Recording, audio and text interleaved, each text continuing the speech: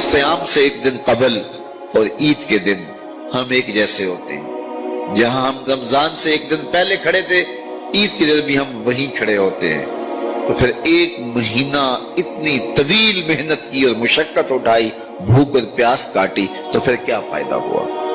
आप एक डॉक्टर के पास जाते हैं और उससे दवाई लेते हैं और महीना भर उसको इस्तेमाल करते हैं, और महीने के बाद आप टेस्ट करवाते हैं तो जहां थी बीमारी वहां की वहां रही।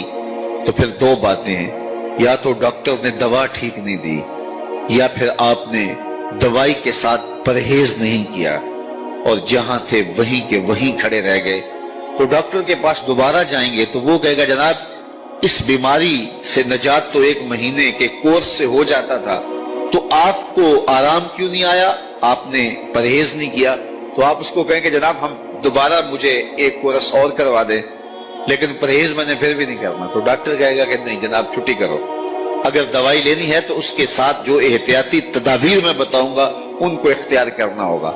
लेकिन अगर कोई शख्स फिर दूसरा महीना खाता है और एहतियाती तदाबीर इख्तियार नहीं करता और फिर डॉक्टर के पास जा कहता जनाब आराम नहीं आया, तो डॉक्टर फिर उसको कहे चलो दोबारा ले लो, तो वो तीसरे महीने भी खाए, चौथे महीने भी खाए, सारी जिंदगी भी खाता रहे, एहतियाती तदाबीर नहीं करेगा तो जहां सेहत थी वहीं की वहीं रहेगी। माह सियाम आया, पूरा महीना दवाई ली और ईद के दिन जब टेस्ट करवाया तो जहां थे वहीं खड़े थे। या तो फिर दवाई ठीक नहीं है, मेरे रब की दवाई किस तरह ठीक नहीं हो सकती? जब उसने कहा है लअल्लकुम तत्तकून, तुम रोजे रखो मैं जमानत देता हूं तुम्हें तकवा मिलेगा, तो फिर तकवा नहीं मिला है तो फिर हमने रोजे की एहतियाती तदाबीर को इख्तियार नहीं किया है और इतनी तवील मसाफत काटी है, मुशक्कत काटी है, भूख काटी है, प्यास काटी है। लेकिन अगले साल हम फिर आए तो हम फिर उसी तरह वो मुशक्कत काटने लगे और एहतियाती तदाबीर हमने फिर इख्तियार नहीं की। तो साहिबो, ये माह सियाम जिंदगी में एक बार फिर आया है, इसको एहतियाती तदाबीर के साथ गुजारो। मल्लम यदा कौल ज़ूर वल अमल बिही फलैसा लिल्लाहि हाजतुन फी यदा तामहु व शराबहु। कहा जो झूठ और झूठे उमूर और काम नहीं छोड़ता, उसके भूखा और प्यासा रहने की कोई जरूरत रब को नहीं है। वो रोजे के जरिए से तुम्हारी तहजीब नफ्स करना चाहता है, तुम्हारे मन को संवारना चाहता है, तुम्हारे अंदर की गलास्तें दूर करना चाहता है, लेकिन तुम उसको एहतियाती तदाबीर के साथ लेने के लिए आमादा नहीं हो। तो काटते रहो, हर साल मुशक्कत काटते रहो। 40 साल 45 साल 50 साल हो गए रोजे रखते, हर साल ये होता है कि 29 शाबान को जहां खड़े होते हैं, यकम शव्वाल को भी वही खड़े होते हैं। तो फिर क्या फायदा इतनी मुशक्कत उठाने का? तो माह सियाम जिंदगी में हमें एक बार मिला है, एक बार जरा इसको एहतियाती तदाबीर के साथ गुजार के देखिए तो आप देखेंगे कि ये रोजा किस तरह मन के अंदर रोशनियां डाल देता है और किस कदर तकवे का नूर नसीब होता है। तो जिंदगी में इस माह नूर, माह सियाम रमजानुल मुबारक को पूरी एहतियात के साथ, पूरे हिज्म के साथ और जो बताए गए उसूल व ज़वाबित है उनके साथ गुजारिए। आंखों पे भी पहरा बैठाइए, ख्यालों पे भी पहरा बैठाइए, सोचों को भी आवारा न होने दीजिए, रिज़्क भी पाक लीजिए और जुबान पर भी कोई ऐसा जुमला न आने पाए जो रब की नाराजगी का सबब हो। ख्याल भी न भटके, नजर भी न बहके और एक एक अमल जिंदगी का खूबसूरत हो, मुनज़्ज़म हो, मुरत्तब हो और उधर 30 रोजों की भूख हो। और फिर नतीजा क्या होगा? मेरे रब ने वादा दिया है लअल्लकुम तत्तकून, तुम्हें तकवे का नूर नसीब हो जाएगा। तुम्हारी जिंदगी एक अजीब कैफियत में ढल जाएगी अगर तुम रोजे को उसकी हकीकी लगता है कि जब जुमतुल मुबारक या नमाज खत्म होती है तो लोग मस्जिद से एक दूसरे को धक्के दे करके बाहर निकलने की कोशिश कर रहे होते हैं। एक समत खड़े हो जाएं कि मौका मिल गया है 2 लम्हे और खड़ा होने का। लोग आराम से निकल जाएंगे तो मैं भी निकल जाऊंगा।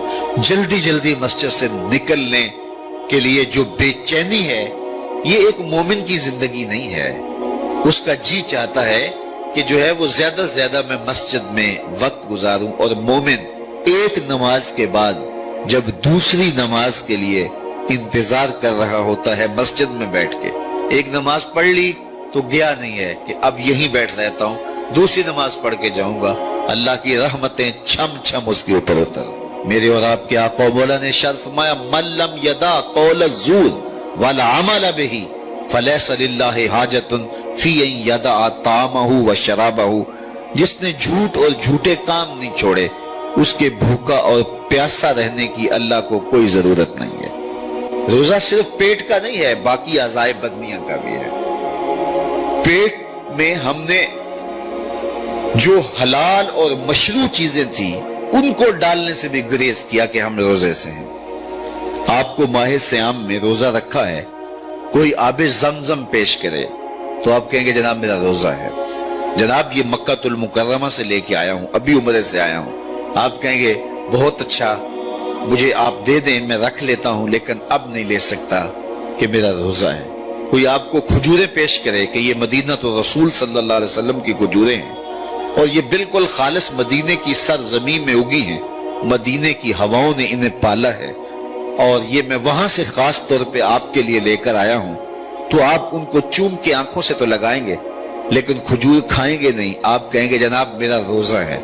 میاں روزہ ہے لیکن یہ کھجوریں تو مدینے کی ہیں اور پاک ہیں، طیب ہیں، طاہر ہیں، تبرک ہے، لیکن آپ تبرک جاننے ماننے سمجھنے کے باوجود اس کو نہیں کھائیں گے، آپ کہیں گے کہ میرا روزہ ہے۔